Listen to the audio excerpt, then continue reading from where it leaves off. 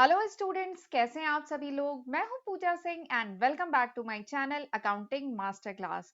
And this is our 38th lecture on the subject business studies. And आजकल हम लोग पढ़ रहे हैं मेरा favourite topic that is financial market. 2 lectures मैं ऑलरेडी अपलोड कर चुकी हूं इस टॉपिक पे। This is my third lecture, ये मेरा तीसरा लेक्चर है इस टॉपिक पे।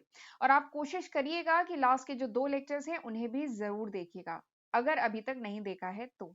ठीक है, तो चलिए एक बार देख लेते हैं कि जो लास्ट के 2 लेक्चर्स थे उनमें हमने क्या डिस्कस किया था।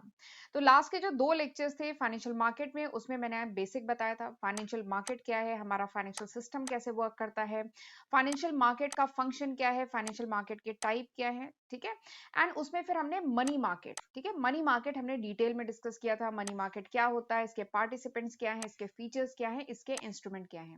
तो मनी मार्केट के 5 मेजर इंस्ट्रूमेंट हैं। कौन से? Treasury bill, commercial paper, call money, certificate of deposit and commercial bill.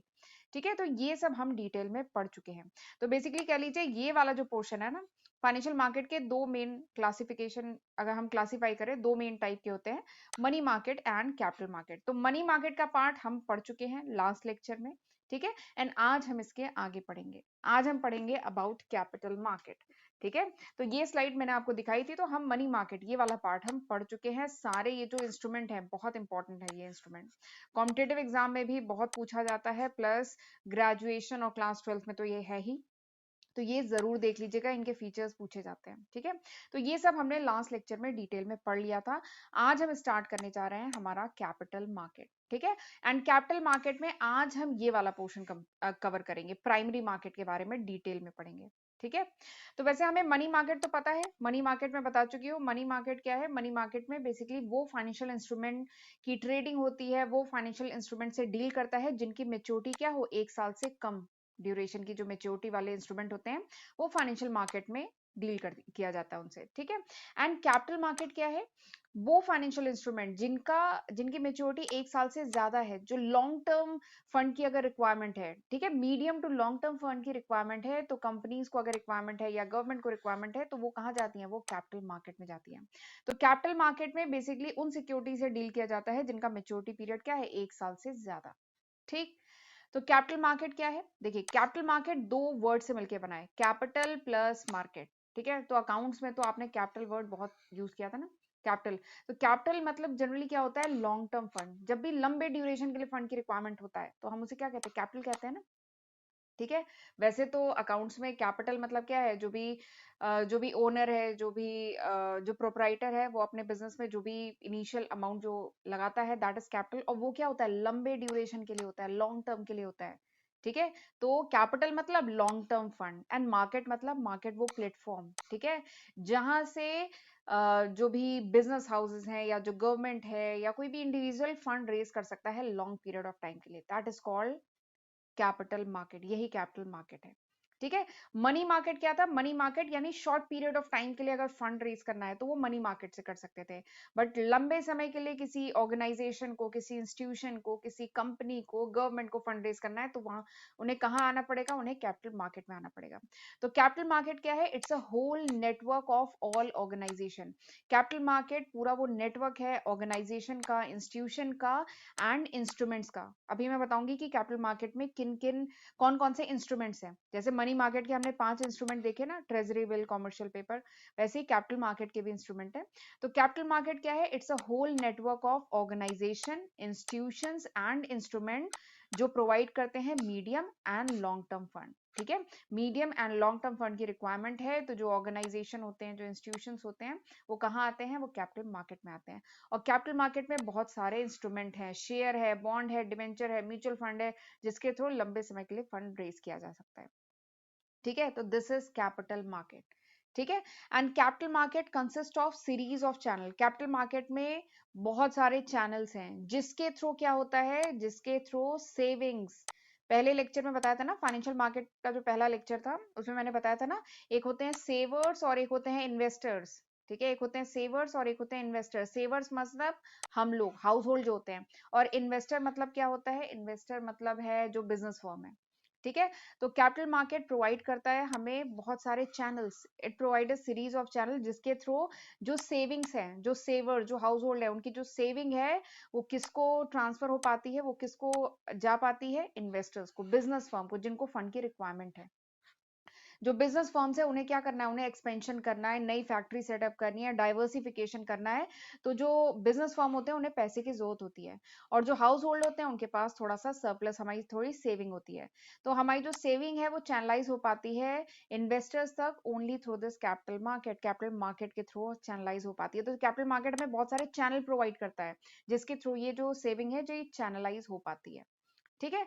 And capital market में मतलब इसके प्लेयर्स कौन है, इसके पार्टिसिपेंट्स कौन है, तो कैपिटल मार्केट में आते हैं आपके डेवलपमेंट बैंक्स आते हैं, कॉमर्शियल बैंक्स आते हैं, स्टॉक एक्सचेंज आते हैं। ठीक है, और भी कुछ पार्टिसिपेंट्स हैं। तो ये सब क्या है, कैपिटल मार्केट के पार्टिसिपेंट्स हैं। ठीक है। तो लॉन्ग टर्म फंड मैं बता रही थी, इसके अब इंस्ट्रूमेंट की अगर हम बात करें तो लॉन्ग टर्म फंड की अगर रिक्वायरमेंट है तो long term fund can be raised. अगर किसी कंपनी को लॉन्ग टर्म फंड की रिक्वायरमेंट है तो लॉन्ग टर्म फंड को रेज किया जा सकता है या फिर इन्वेस्ट किया जा सकता है लॉन्ग टर्म के लिए। किस फॉर्म में, या तो डेप्ट के फॉर्म में, डेप्ट मतलब बॉन्ड, डिबेंचर, या इक्विटी के फॉर्म में, इक्विटी मतलब शेयर्स के फॉर्म में। ठीक है। तो जो इंस्ट्रूमेंट यूज होते हैं कैपिटल मार्केट में, जो इंस्ट्रूमेंट यूज होते हैं वो कौन कौन से होते हैं, वो शेयर हो सकते हैं, बॉन्ड, वही मैंने बताया था ना इंस्ट्रूमेंट कौन से, शेयर होते हैं, बॉन्ड होते हैं, डिबेंचर होते हैं, पब्लिक डिपॉजिट होते हैं। तो ये सब क्या है, इंस्ट्रूमेंट है कैपिटल मार्केट के। ठीक है।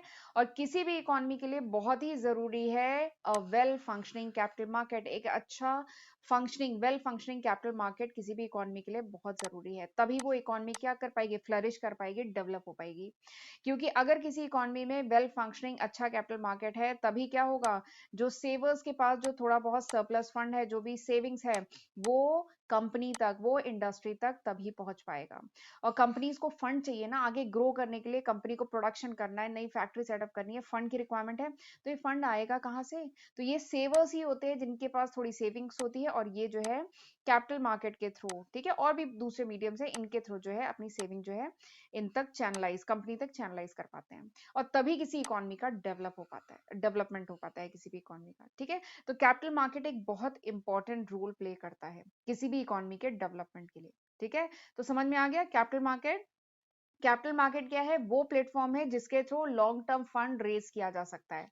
कैपिटल मार्केट क्या है, कैपिटल मार्केट वो मार्केट है, वो प्लेटफॉर्म है जिसके through company can raise long term fund. Long term period के लिए अगर फंड की रिक्वायरमेंट है, ठीक है, फंड रेज करना है, तो कंपनीज कहाँ आती है, कैपिटल मार्केट में आती है। ठीक है। तो दिस इज कैपिटल मार्केट। अब कैपिटल मार्केट के कंपोनेंट की अगर मैं बात करूं तो इसके दो कंपोनेंट होते हैं, एक होता है प्राइमरी मार्केट, एक होता है सेकेंडरी मार्केट। ठीक है। प्राइमरी मार्केट क्या होता है, आज हम लोग प्राइमरी मार्केट पढ़ेंगे। ठीक है, आज के इस लेक्चर में प्राइमरी मार्केट पढ़ाऊंगी, और सेकेंडरी मार्केट जिसको स्टॉक मार्केट भी कहते हैं, ये हम नेक्स्ट लेक्चर, जो लेक्चर 39 होगा ना, उसमें मैं आपको सेकेंडरी मार्केट पढ़ाऊंगी। ठीक है। आज हम डिस्कस करेंगे अबाउट प्राइमरी मार्केट। तो प्राइमरी मार्केट क्या होता है, प्राइमरी मार्केट वो मार्केट होता है जहां पे securities are sold for the first time, यानी सबसे पहले सिक्योरिटीज यहीं पे ट्रेड की जाती हैं। इसका मतलब क्या है, देखिए, सपोज करिए कोई कंपनी एक्स है, एक कंपनी है एक्स, ठीक है, ये अभी पहली बार मार्केट में आई है, ये कंपनी अभी नई नई स्टैब्लिश हुई है। ठीक है। और इसने पहले तो ओन फंड, अपना खुद का फंड लगाया, बैंक से थोड़ा लोन लिया, पर अभी और भी फंड की, कंपनी को और एक्सपेंशन करना है तो और फंड की रिक्वायरमेंट है।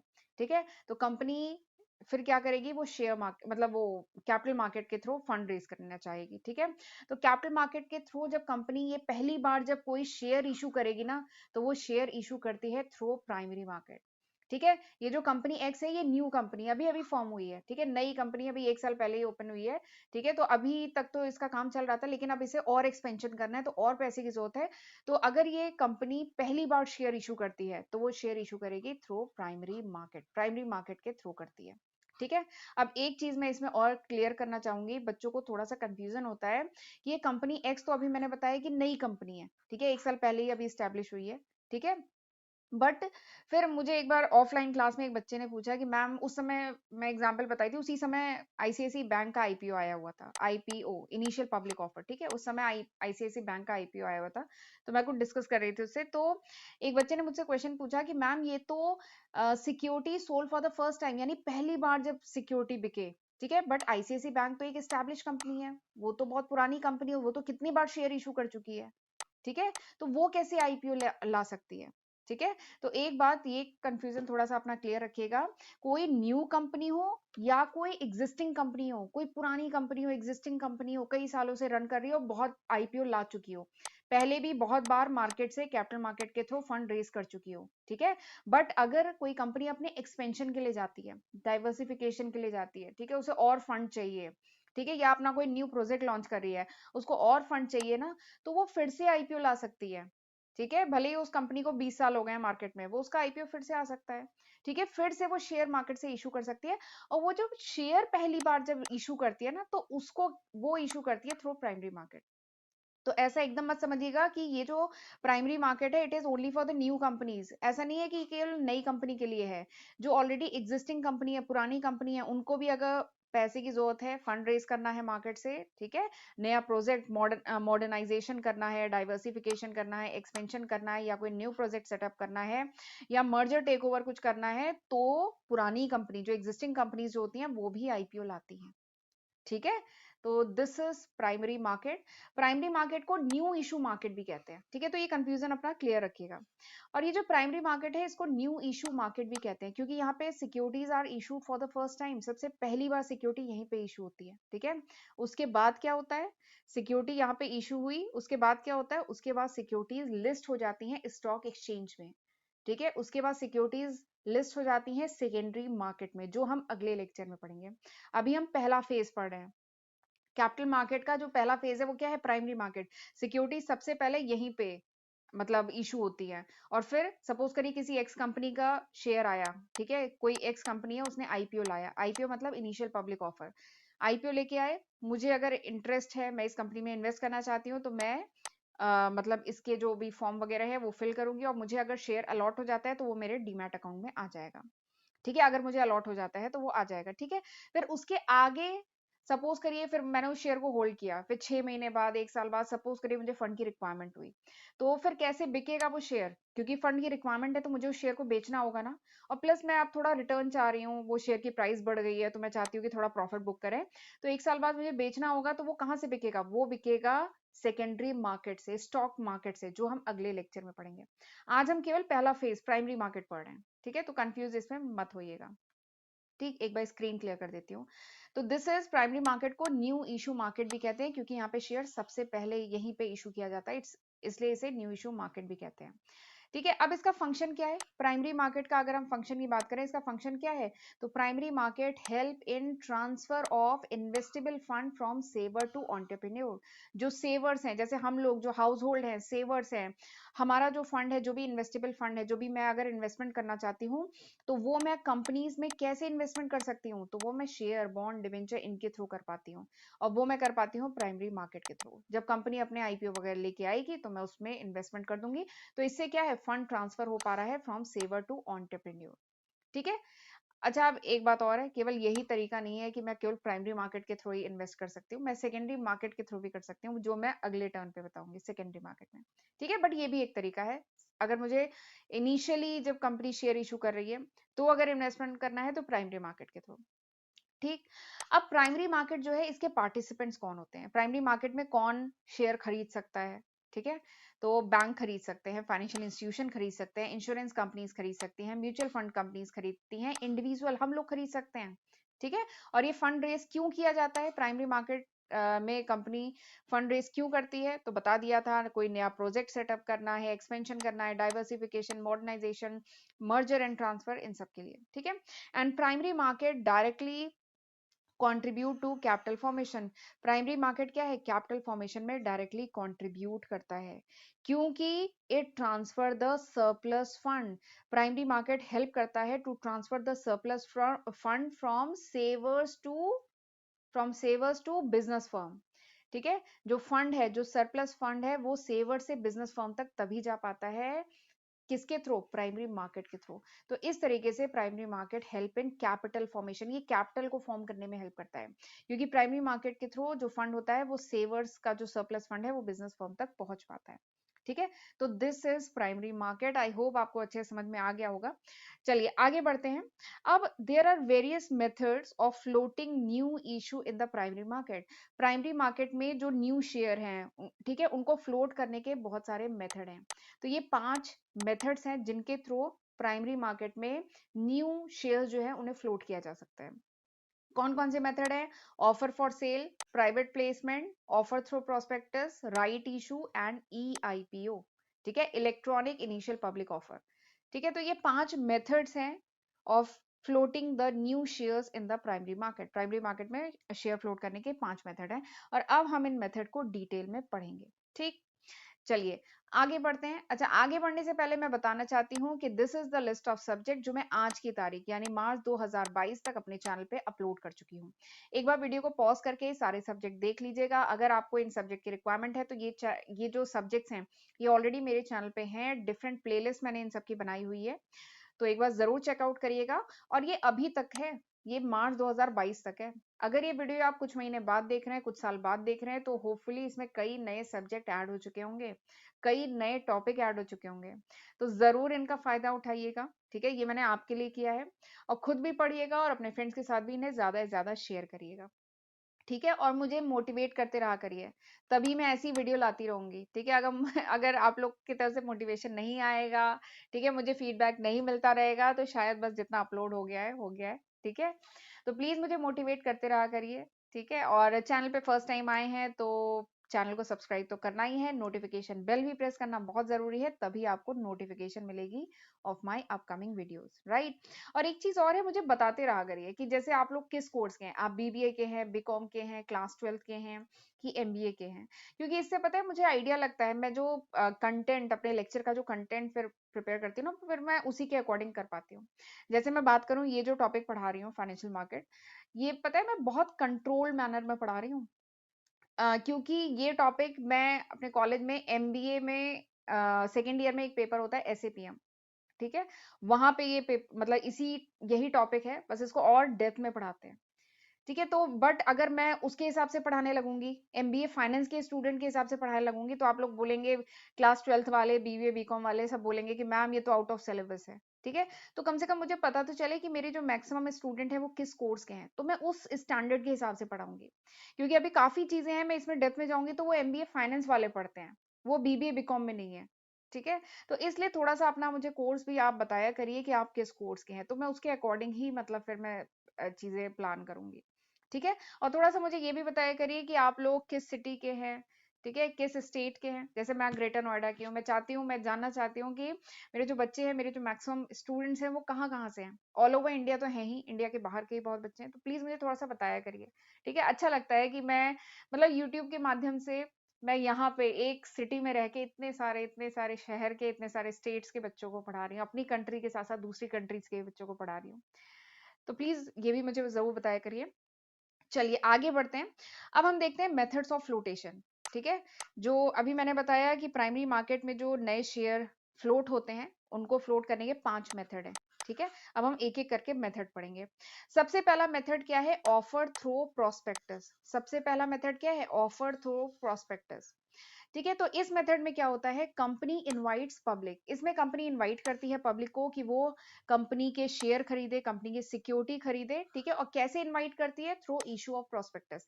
कंपनी एक प्रोस्पेक्टस इशू करती है और उस प्रोस्पेक्टस में सारी डिटेलिंग होती है कंपनी की।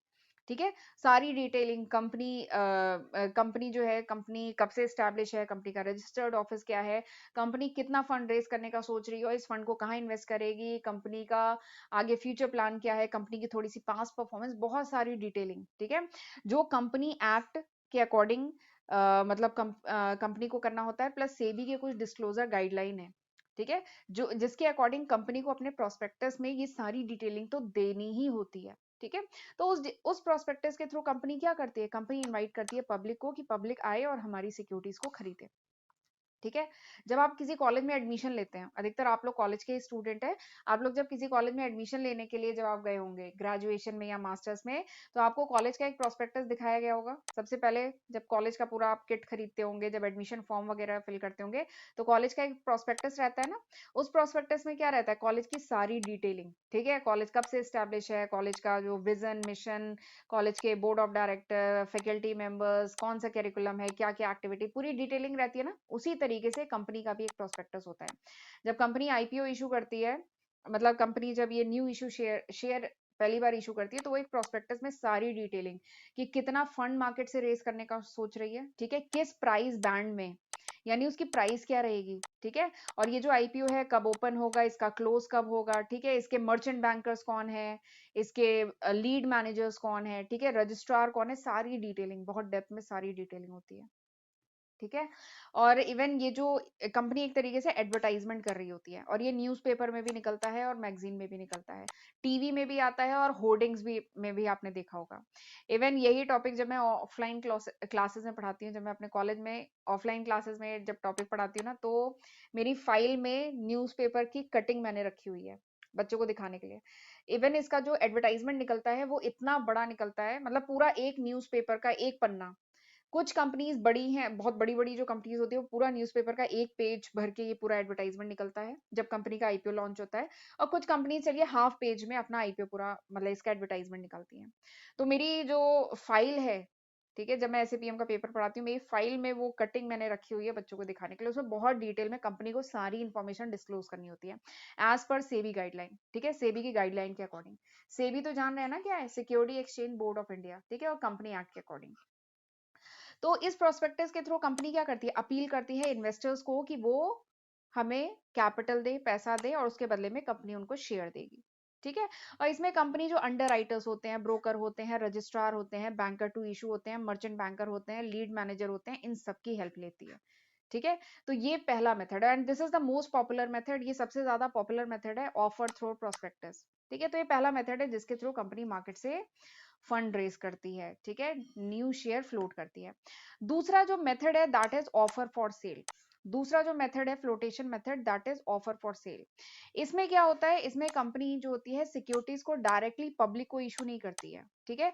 यहाँ पे कुछ इंटरमीडियरीज होते हैं, उनको पहले इशू करती है कंपनी। शेयर किसको इशू करती है? इंटरमीडियरीज को। कुछ इशू हाउसेज होते हैं, कुछ स्टॉक ब्रोकर्स होते हैं, उनको इशू करती है एट अ फिक्स प्राइस, ठीक है।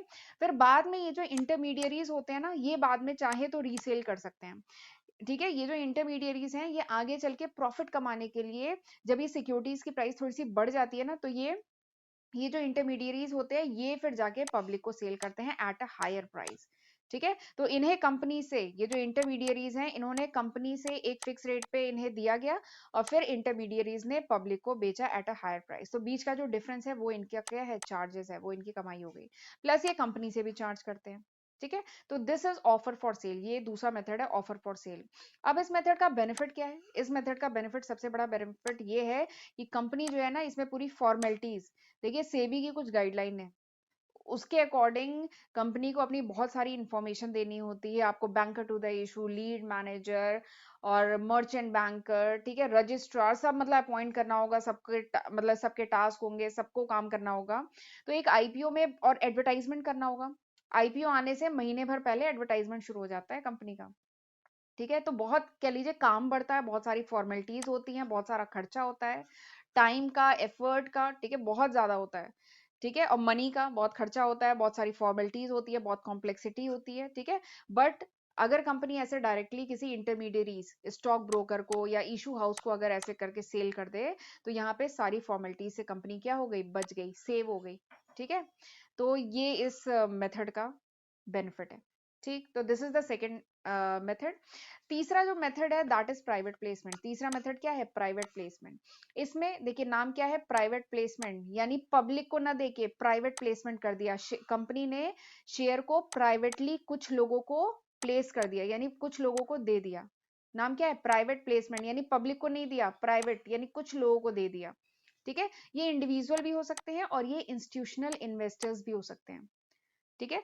तो इस मेथड में क्या होता है, इस मेथड में कंपनी सेल करती है security to some selected institutional investor, कुछ इंस्टीट्यूशनल इन्वेस्टर्स, ठीक है, उनको कंपनी जब शेयर दे दे, ठीक है, इंडिविजुअल कुछ बड़े बड़े जो इंडिविजुअल इन्वेस्टर्स होते हैं ना, जो करोड़ों में इन्वेस्टमेंट कर सकते हैं, कुछ बड़े बड़े इन्वेस्टर्स को दे दे, नॉर्मल पब्लिक को ना दे, ठीक है। देखिए नॉर्मल पब्लिक को देगी तो क्या होगा, हम लोग जो नॉर्मल पब्लिक है, हम लोग कितना इन्वेस्टमेंट कर लेंगे, हम हजार कर लेंगे, हजारों में कर लेंगे, या बहुत हुआ तो लाखों में इन्वेस्टमेंट कर लेंगे, ठीक है।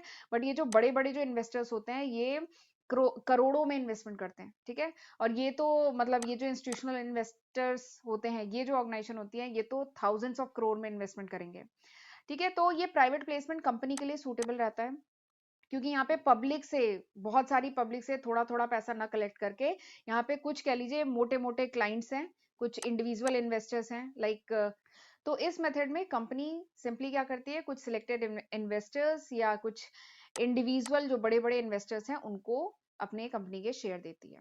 अब इस मेथड का फायदा क्या है, इस मेथड का वही फायदा है जो पिछले मेथड में था, कि इससे ये इकोनॉमिकल पड़ता है, इसमें सारी जो फॉर्मेलिटीज होती हैं, एडवर्टाइजमेंट, लीड मैनेजर और इतने सारी जो फॉर्मेलिटीज होती है, इतने सारे इंस्टीट्यूशन को अपॉइंट करना पड़ता है ताकि आईपीओ सक्सेसफुली लॉन्च हो और आगे पूरा एग्जीक्यूट हो, तो उन सारी चीजों से बच जाते हैं, बहुत सारी फॉर्मेलिटी, बहुत सारी कॉम्प्लेक्सिटी से बच जाते हैं, खर्चा बच जाता है, एफर्ट बच जाता है, टाइम बच जाता है, तो ये इकोनॉमिकल पड़ता है, ठीक है। पहला फायदा ये। दूसरा फायदा क्या है, जल्दी, it help in raising capital quickly. अगर जल्दी फंड रेज करना है तो आपको क्या करना पड़ेगा इस मेथड में, इस मेथड में आपको नहीं, मतलब कंपनी को क्या करना पड़ेगा, कुछ जो बड़े बड़े क्लाइंट्स है, बड़े बड़े इन्वेस्टर्स हैं, उनसे बात करनी होगी, इंस्टीट्यूशनल इन्वेस्टर से बात करनी होगी और अपने शेयर उन्हें देने होंगे, ठीक है। तो ईजी है, but IPO is a long process, ठीक है। और एक चीज और है, वो कंपनी जो अफोर्ड नहीं कर सकती, क्योंकि आईपीओ में बहुत खर्चा होता है, ठीक है, तो वो कंपनी जो आईपीओ अभी अफोर्ड नहीं कर सकती, आईपीओ लाना अफोर्ड नहीं कर सकती, उनके लिए ये मेथड अच्छा है। वो प्राइवेटली कुछ अपनी जो सिक्योरिटीज हैं, ठीक है, प्राइवेटली अपनी जो शेयर्स हैं, वो बड़े बड़े जो इंस्टीट्यूशनल इन्वेस्टर्स हैं, जैसे यूटीआई हुआ, एलआईसी हुआ, जीआईसी हुआ, या कुछ बिग इंडिविजुअल इन्वेस्टर्स, जैसे इंडिया के कहा जाता है, वॉरेन बफेट का नाम तो आपने सुना होगा, इंडिया के वॉरेन बफेट कहा जाता है मिस्टर राकेश झुनझुनवाला को। तो जैसे ये जो बड़े बड़े इन्वेस्टर्स हैं, इनको प्राइवेटली अपने शेयर दे दिया, ठीक है। तो इससे क्या है, कंपनी हैसल से बच गई, कंपनी का जल्दी से कंपनी ने फंड रेज कर लिया। तो ये तीसरा मेथड है। आ जाइए चौथे मेथड पे। चौथा मेथड क्या है, राइट इशू। देखिए राइट मतलब क्या होता है, राइट मतलब अधिकार, ठीक है, राइट मतलब अधिकार। तो ये मेथड क्या कहता है, कि ये मेथड कहता है कि company offer the new share to its existing share holder. ये मेथड ये कहता है कि जो एग्जिस्टिंग शेयर होल्डर है कंपनी के, ठीक है, कोई कंपनी एक्स है, उसके पहले से जो एग्जिस्टिंग शेयर होल्डर है ना, पहले उनको शेयर दें। कंपनी एक्स अगर आईपीओ लेके आई है, कंपनी एक्स सपोज करिए 10 साल 20 साल पुरानी कंपनी है, पहले से इसके बहुत सारे शेयर होल्डर है, अब कंपनी एक्सपेंशन कर रही है, तो कंपनी अब आईपीओ लेके आई है, इनिशियल पब्लिक ऑफर लेके आई है और फंड मार्केट से रेज करना चाह रही है, ठीक है। तो राइट इशू के थ्रू क्या होगा, कंपनी पहले अपने जो एग्जिस्टिंग शेयर होल्डर है, ठीक है, जो पुराने शेयर होल्डर है, एग्जिस्टिंग शेयर होल्डर है, जो कंपनी के साथ जुड़े हुए हैं इतने सालों से, ठीक है, पहले कंपनी क्या करेगी, कंपनी पहले उनको ऑफर करेगी शेयर, ठीक है, कि आपको लेना है, ठीक है। और ये शेयर ऐसा नहीं है कि जितना चाहे उतना ले ले, ऐसा नहीं होता है, इन अ प्रपोर्शन ऑफ शेयर, जिसके पास जितना शेयर है उसके एक प्रॉपर प्रपोर्शन में आपको इस कंपनी के शेयर मिल जाएंगे, कंपनी एक्स के। तो ये पहले अपने एग्जिस्टिंग शेयर होल्डर से पूछती है। तो एग्जिस्टिंग शेयर होल्डर अगर उस टर्म एंड कंडीशन पे अग्री हो जाते हैं, जिस प्राइस पे कंपनी दे रही है उस टर्म एंड कंडीशन पे अग्री हो जाते हैं, और अगर सब्सक्राइब कर लेते हैं तो बहुत अच्छी बात है, बट अगर एग्जिस्टिंग शेयर होल्डर नहीं सब्सक्राइब करते हैं, ठीक है, कुछ करेंगे कुछ नहीं करेंगे, सारे शेयर होल्डर तो नहीं खरीदेंगे, ठीक है, कुछ करेंगे कुछ नहीं करेंगे, तो अगर कुछ उसमें से फिर शेयर बच जाता है, और जो भी प्रिस्क्राइब टाइम है उसमें अगर सारे शेयर होल्डर नहीं शेयर बाय करते हैं, नहीं सब्सक्राइब करते हैं, तो उसके बाद भी कुछ अगर शेयर बच जाता है, तो वो क्या कर दिया जाता है, वो ओपन कर दिया जाता है जनरल पब्लिक के लिए, ठीक है, फिर वो दूसरे नॉर्मल पब्लिक को दे दिया जाता है, नए इन्वेस्टर्स को दे दिया जाता है। तो ये क्या है, ये राइट इशू है, ठीक है, ये क्या है, राइट इशू है। देखिए कुछ जो बहुत बड़ी बड़ी कंपनीज होती हैं जिनके शेयर मिल ही नहीं पाते, ठीक है, जिनके शेयर मतलब बड़ी बड़ी कंपनीज है, सेकेंडरी मार्केट से तो बाय कर सकते हैं, ठीक है, बट प्राइमरी मार्केट के थ्रू ऐसा होता है कि बहुत अच्छी अच्छी जो बड़ी बड़ी कंपनीज होती हैं उनके शेयर नहीं मिल पाते हैं। तो उस केस में कंपनी जो होती है, नए अपने शेयर होल्डर को देने से पहले अपने जो पुराने लॉयल, जो इतने साल से जुड़े हुए शेयर होल्डर हैं, पहले उनको पूछती है कि आपको चाहिए, तो अगर चाहिए तो आप रख लो इस प्रपोर्शन में, इस रेट पे, ठीक है, आप रखो और अगर बच जाएंगे तो फिर न्यू इन्वेस्टर्स को दिया जाएगा। तो दिस इज राइट इशू, ये भी एक मेथड ऑफ फ्लोटेशन है। चौथा, अब लास्ट जो मेथड ऑफ फ्लोटेशन है दैट इज ई आईपीओ, जो आजकल चल रहा है ई आईपीओ। देखिए आईपीओ तो वही पुराना है, आईपीओ मतलब इनिशियल पब्लिक ऑफर, इसमें ये वर्ड जुड़ गया है ई, ई मतलब इलेक्ट्रॉनिक। आजकल सब कुछ इलेक्ट्रॉनिक है, ठीक है। पहले टाइम में होता था, इवन 2005 2004 के टाइम में, ठीक है, उस टाइम क्या होता था कि जो अगर आपको इनिशियल पब्लिक ऑफर आईपीओ में इन्वेस्ट करना होता था तो बड़ा सा फॉर्म आता था, ठीक है, फॉर्म आता था, उसमें आपको पूरा फॉर्म फिल करना होता था, पूरी डिटेलिंग और उसके साथ बहुत सारे डॉक्यूमेंट, पैन कार्ड और भी कुछ, आपको अपना डीमैट अकाउंट की डिटेल वो सब आपको अटैच करना होता था, देना होता था। तो बहुत फॉर्मेलिटीज होती थी, बहुत पेपर वर्क होता था, बहुत काम बढ़ता था, ठीक है। लेकिन अब क्या कॉन्सेप्ट आ गया है, अब ई आईपीओ आ गया है, इलेक्ट्रॉनिक इनिशियल पब्लिक ऑफर। अब सब कुछ ऑनलाइन सिस्टम है, सब कुछ इलेक्ट्रॉनिकली कनेक्टेड है। तो इस मेथड में क्या होता है, कुछ भी आपको ये इतना हेसल, कुछ पेपर ऊपर फॉर्म वॉर्म नहीं भरना पड़ता है। आपका जहाँ पे भी डीमैट अकाउंट है, जहाँ पे भी ट्रेडिंग अकाउंट है, वहीं पे ऑनलाइन सिस्टम होता है, ऑनलाइन एक मतलब आपको ऑप्शन मिल जाएगा जहाँ पे आप, जिसके थ्रू आप आईपीओ में अप्लाई कर सकते हैं।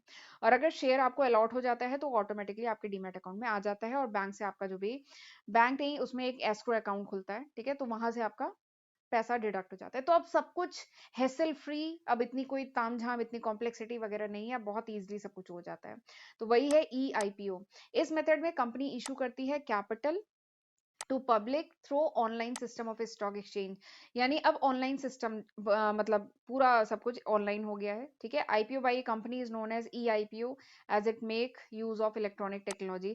पहले जो आईपीओ था ना, वही इनिशियल पब्लिक ऑफर, अब वो ई आईपीओ हो गया, क्योंकि अब सब कुछ इलेक्ट्रॉनिक हो गया। अब इलेक्ट्रॉनिक टेक्नोलॉजी का यूज करके अब वो आईपीओ जो है ई आईपीओ में कन्वर्ट हो गया है, ठीक है। जो रजिस्ट्रार है, जो लीड मैनेजर है, जो मर्चेंट बैंकर है, जो बैंकर टू इशू है, अब सब जो पार्टीज हैं वो सब इलेक्ट्रॉनिक मीडिया से, मतलब नॉट इलेक्ट्रॉनिक मीडिया, इलेक्ट्रॉनिकली मतलब ऑनलाइन कनेक्टेड है, और फिर सारा सिस्टम जो है अब ऑनलाइन है, ठीक है। और अब तो एडवर्टाइजमेंट भी तो इलेक्ट्रॉनिक उससे हो रहे हैं। अब न्यूज़पेपर, अब थोड़ा सा न्यूज़पेपर कम लोग पढ़ने लगे हैं, ठीक है, सब कुछ इलेक्ट्रॉनिक हो गया है। तो अब एडवर्टाइजमेंट का जो तरीका है ना, वो भी अब इलेक्ट्रॉनिक ही हो गया है, ठीक है। ये क्या बोलते हैं, इलेक्ट्रॉनिक मीडिया से किसी भी आईपीओ का प्रमोशन किया जाने लगा है, ठीक है।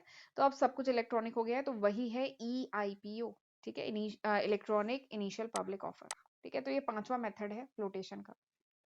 तो this is all about the primary market, ये था पूरा प्राइमरी मार्केट। आई होप आपको अच्छे से समझ में आ गया होगा। चलिए, तो अब आज का लेक्चर यहीं पे वाइंड अप करते हैं। एक बार देख लेते हैं आज हमने क्या पढ़ा। तो आज मैंने आपको सबसे पहले बताया कैपिटल मार्केट क्या है।